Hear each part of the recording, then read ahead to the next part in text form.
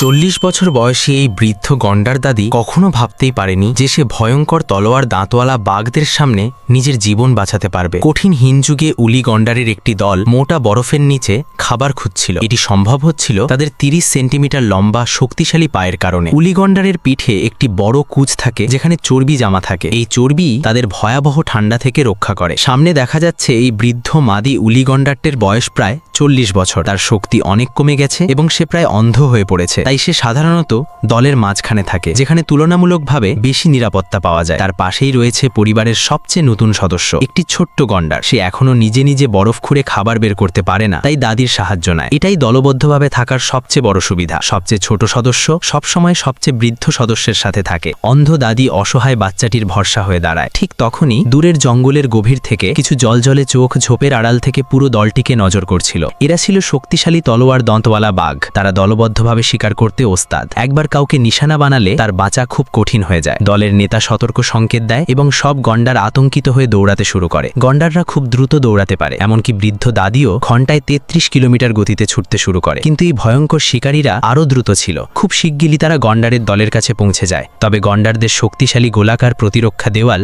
তাদের এক ভয়ঙ্কর বাধায় পরিণত হয়। বাঘগুলো আহত হওয়ার ঝুঁকি নিতে চায়নি, তাই তারা পিছু হটে যায়। কিন্তু দলের একটি গন্ডার নিখোঁজ ছিল। বিশৃঙ্খলার মধ্যে দাদি পথ হারিয়ে ফেলেছিল। সবচেয়ে আগে বিষয়টি বুঝতে পারে ছোট্ট গন্ডারটি। দাদি তার ডাক শুনতে পাচ্ছিল, কিন্তু সে একা ভয়ঙ্কর বিপদের মধ্যে আটকে পড়েছিল। তলোয়ার দাঁতওয়ালা বাঘগুলো তাকে ঘিরে ফেলে। এখন তার জীবন মারাত্মক বিপদের মুখে। মনে হচ্ছিল দাদির আর বাঁচার কোনো উপায় নেই। কিন্তু গন্ডাররা কখনো নিজেদের কাউকে ফেলে যায় না।